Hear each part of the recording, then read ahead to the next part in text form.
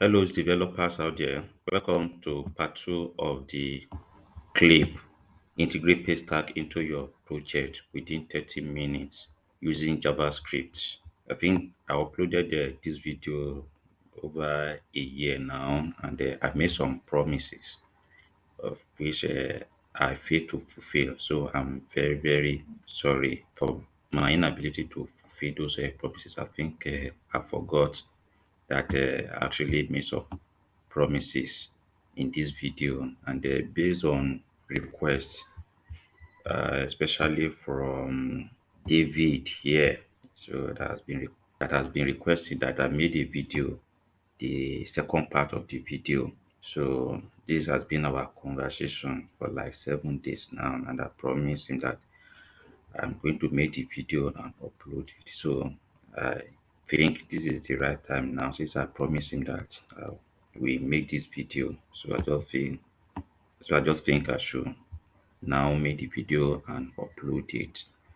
So the promise actually made in the video was that the person that logs in, instead of filling the form and making a repetitive task, so instead of coming, filling the form, the username, amount. So if we know the amount the customer actually wants to pay, so instead of letting the customer fill in the email, address, amount, and the first name. So since the customer is a user of our application, so instead of coming and filling, so we can actually collect the user's information, store it persistently in our database, and then when the customer logs in, then what we now do is that we fetch those information based on the email or the username the customer must have filled during the registration process. So when he or she logs in, then we fetch those data or the information, then can now use it as part of payment process. So let's see how this works. So as you can see here, I already have the interface here, and this is the code, the JavaScript. So we are trying to use a inline instead of API, so to speak. So what we need to do now, based on the API, based on the framework I'm using. So all we need to do now, okay, let me just show you the class. So we have a class here. Okay, I should go to include, and I come to this class here. All right. So you can see this is the user. So it holds a user information, a particular person that actually logs in into the application of using this framework. So it holds the user's information. So and to use it, use this property here. So all we need to do is to say, like for instance, dollar sum. So say sum, then we have a user, and that particular field that I want to get the value. So for instance, if I want to get for email, for instance, I'm using PHP, of course. So all we need to do now, if we should echo this, and let me save, and let me try to log in into the application. So if I should say a delivery, for instance, grammar, blah blah, web. So this is the interface. Don't look at the way everything looks like. So just for tutorial, I'm not actually, you know, trying to design or that thing. Just the form we want to work with now. So if I should click on login, for instance, now you can see I have my email here. Sorry. So you can see here now. So this way you can actually pass it if you are using PHP. But if you are not using PHP, for instance, if you are using, let me say, Ajax, you can use Ajax also, or probably you can even try to select everything. So, for instance, if you are using PHP, let's do a bit of, instead of using the functionality inside the framework or our class, we can actually do something like this. So all we can do is writing an SQL. For instance, we can search for the user set information by saying, okay, let's declare a variable dollar $SQL. Of course, we are using PHP. So we have a select or from dash underscore underscore user. That's the way the framework is designed. So just reference your table from database the way you normally do it. So you have a user, select all from user where email, for instance, if the person is logged in with email or username, if it's username, where username equal, for instance, the person logging in. So you can now say, let's say username, because this will be a variable dollar. So anyhow you want to do it. So of course it will return a row, single row. So you can now get the information, the data the person submitted. So like let me just have it this way. Like the person that logs in into the framework now, we can get the details of the person like dollar sum is we have a username, username. Then we can declare a variable dollar username.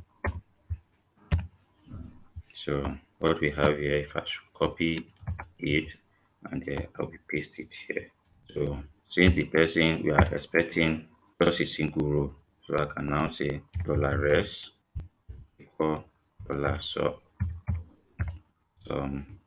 db row, then the SQL we have here.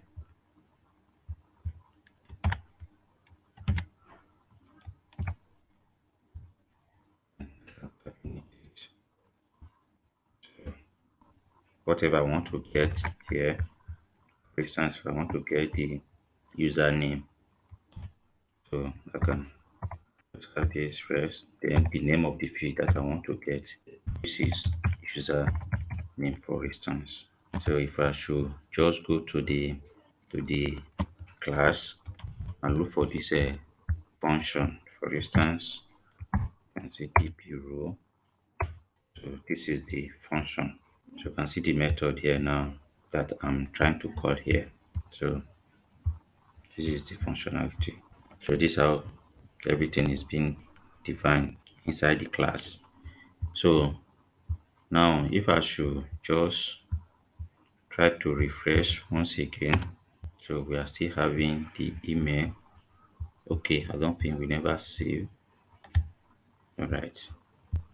So if I should reload once again, oh, nothing is showing. Let me check the table once again. Okay, let me go to PHP my admin. So as you can see, we are in the database now, and this is the table. I think instead of users, we typed user. So let me change this to users now. This name of the table and save. So as I save, let me reload the browser once again. We are not having username there. Let me try once again. Let's try to open the table. All right. Of course, we have username here. So I think it should work. So let me try to go back once again. No, let me reload. I think it didn't save proper earlier on. All right. We have a echo this username. Oh, here, sorry, once again, it's another typo. Instead of put a SQ here, yeah, okay. I think that's where the mistake actually came from. So you can see the what we have here now is what we have on the table. So if I want to grab the email, for instance, so all I need to do is just have an email here, for instance, email. If I should save and try to reload again, should have my email there. All right, you can see my email. Then the amount.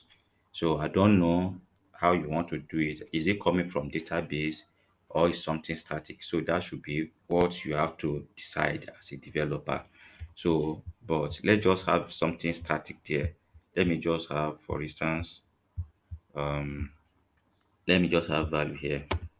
Value for this. Let's just have a 5,000 for instance. So if I save this, you can see 5,000 there. Or better still, instead of having 5,000 here, let's try to create a new feed. So let's go to the structure. All right, then after email, let's have another field or column. All right, let's call it amount. Let's have it as text. No, variable character. Let's say 11. Save. So as you can see, the feed is successfully created now. So let's try to put a value in the feed. So if here now, if I should just put 5,000 for instance here. So instead of hard coding it, and I just put, let's say PHP, and I put back now echo something here like what we have here. So instead of having email, we just have amount here. So in that case now, it's going to be the dynamic based on the person that logs in. Oh, this has expired. Okay. All right. So I've relogged in now. So let me try to make it dynamic now. If I should just save here and I'll go back to the time I reload. Oh, we lost the section also. So let me try to log in. If I should log into the application now, you can see we have my email and 5,000. So that's all. So if I want to work on the name and the first name and the last name, for instance, what you can do, okay, let me just try to do something here. And here, let's have a value equal string. Then PHP, what we have here. Then I'll now say name. Then we explode, actually explode here. But what we have here is not string, so I want to convert it back to an array.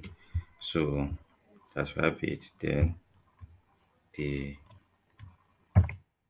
separator there, which is empty, and I can now have the first one. So what comes first? So Felix, which is the name first. So first name, then put 0 there. So if I should reload the browser, then have it. You can see Felix now. So now they are together here. So I just explode it. So let's go back and have for the last name. So let me grab the whole thing here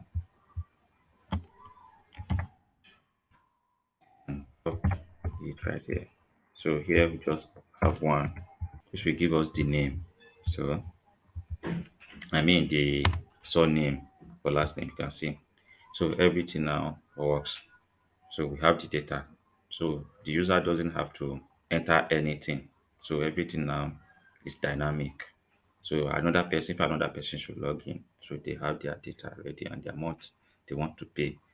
So what we need to do now, we may decide to actually hide the form if we like.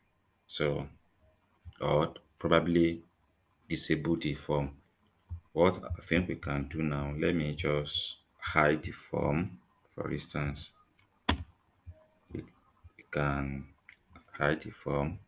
You can say hidden here, hidden here, hidden here, and hidden here. save it and now reload the browser. Then we still see some name and blah blah blah. So let's have okay. Let's see if we can get the form element.tag itself. So oh we won't have access to the button. Okay, I think what we can do here now is to actually hide the div element itself.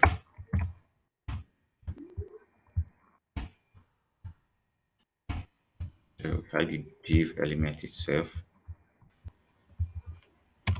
So we have the pay button there. So if I should click on pay now, you can see it loads. All right, you can see Akingbulu Felix username, my email, and then the amount to be paid.